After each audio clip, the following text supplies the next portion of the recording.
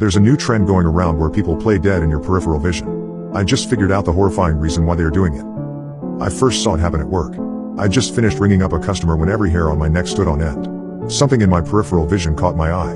I work at a board game store, and standing in an alcove peering at the game shelves was a skinny dude with a scraggly beard. His back was to me, but when he turned sideways, right at the edge of my vision I could see his mouth was gaping wide open, like he was screaming. Weird, right? I glanced up, ready to laugh and ask him what was up, but the dude was just chilling, totally normal face. A slight wrinkle on his forehead, lips pursed as he read the back cover of Wingspan. He looked at me. Yo, I keep hearing about this. Is it any good? Slightly overrated in my opinion, I replied.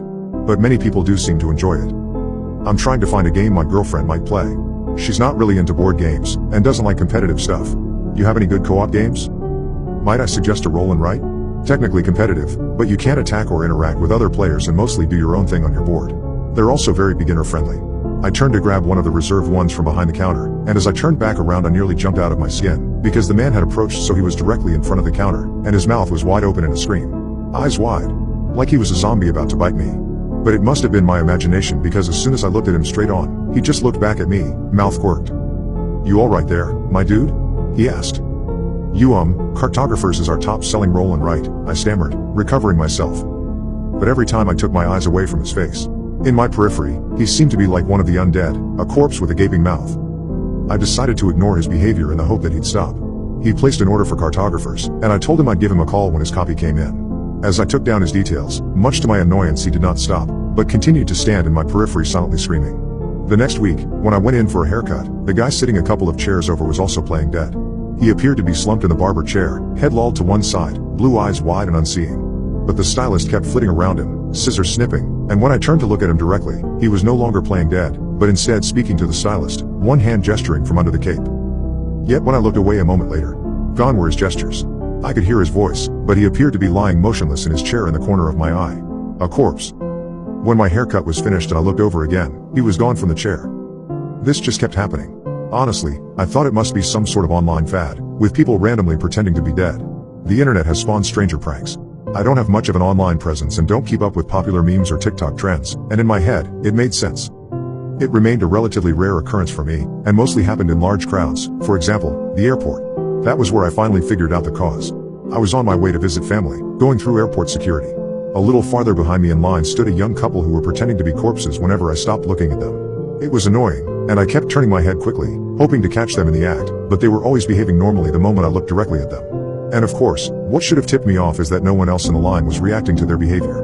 Only I could see it. But at that point I was still acting under the assumption that everyone else was in on some new TikTok prank, and I wasn't. I'm 42 and definitely give how do you do, fellow kids vibes by today's social media standards.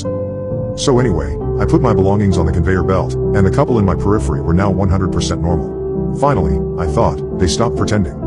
But the moment I collected my stuff and turned around, I nearly shrieked because both of them loomed next to me, standing slouched, faces contorted into death masks.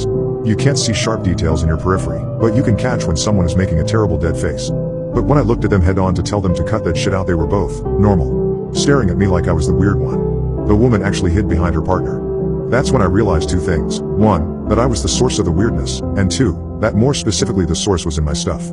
I felt around in my pockets, my fingers closed on cold metal, and that's when it all clicked for me. I found my father's pocket watch. Now, a little background on this watch. Dad gave it to me the day before he died. It's cracked and doesn't run. He'd had it for as long as I can remember, and when I was little, I asked him why he always carried a broken watch. He told me it was a family heirloom and that the cracks didn't matter because it told time in a different way. Those were his words. When he finally passed it down to me, he looked troubled as he told me, I don't know if it's a blessing or a curse, to be able to see the things it shows. My father told me to sell it, but I never could bring myself to. Dad was always very soft-spoken and polite. He ran an antique shop that closed after he died. I think he wanted me to run it, but I never had the passion or the interest. Our lives just took different paths. The watch is the one antique he made sure to give to me. What I'm still trying to figure out is why.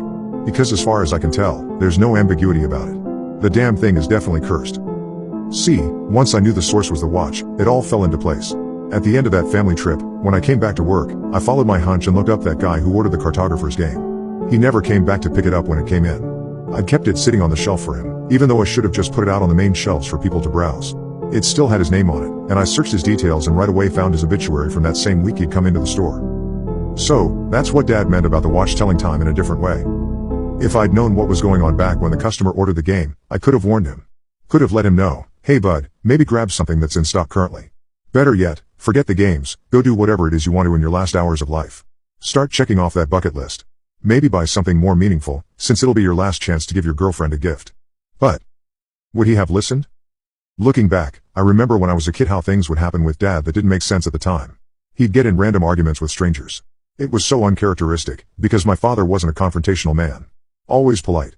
But once in a while, at the antique store, I remember he'd step outside with a customer, and the customer would leave upset, yelling or swearing or hysterically sobbing, sometimes leaving so quickly they'd forgot whatever it was they'd purchased.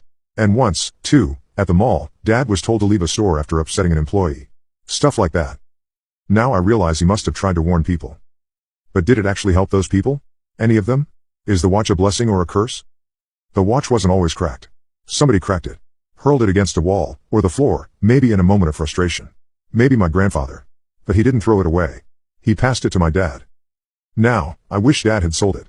Wish he'd given it to someone else. I know it's not his fault. Everyone has their time.